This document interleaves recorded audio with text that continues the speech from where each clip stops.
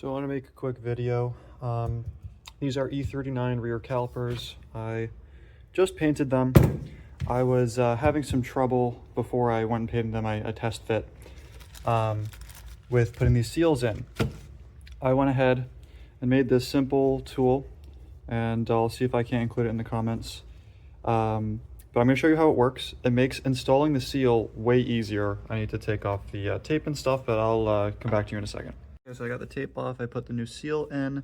The seals that I'm using are from Better Brake Parts. The rear seals are fine. The front seals are too small. So just be aware of that if you buy their kit. I ended up reusing my old seals. They're still in good condition on the fronts. Yeah, okay, so you have that installed. Make sure it's not folded. It should sit flush in there.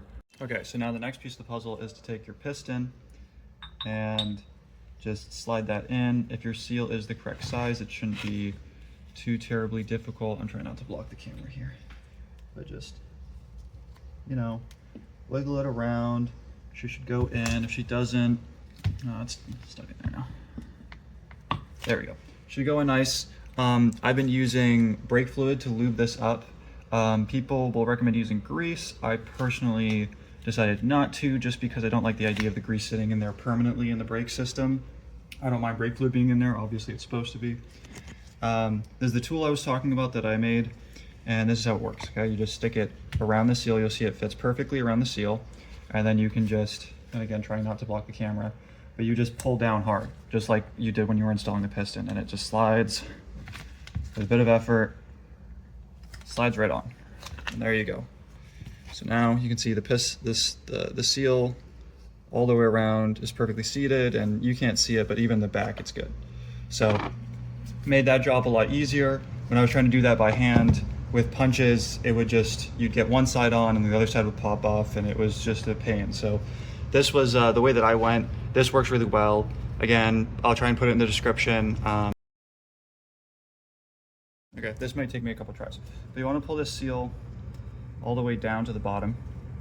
And what we're going to do is we're actually going to let it hang off slightly off the bottom of the piston, like so. So what will happen here is that we can make this pliable. We'll get this into position, and then we'll slide the piston in. And what that'll do is, and you can see it from the side, it's just slightly overhanging.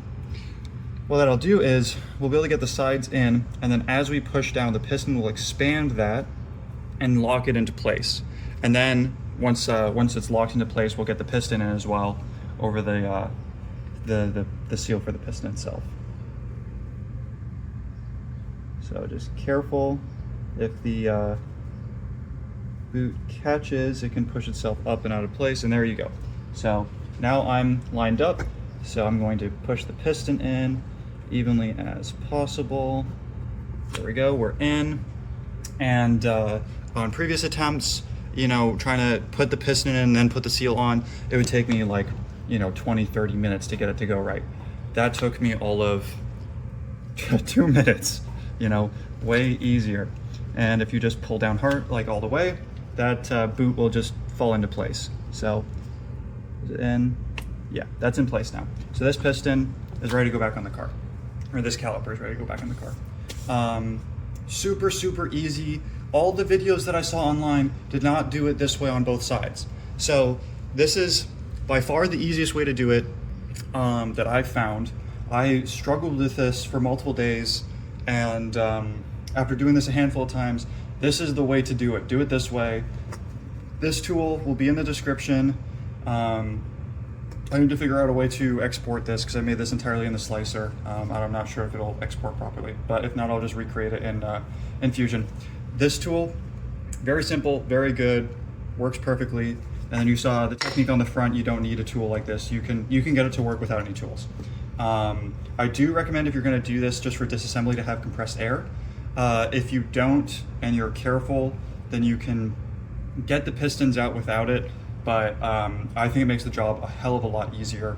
You just take compressed air, go to the hole for the brake lines, and just spray some compressed air. Make sure that you have a block on this side so that the piston doesn't slam against the metal and damage itself.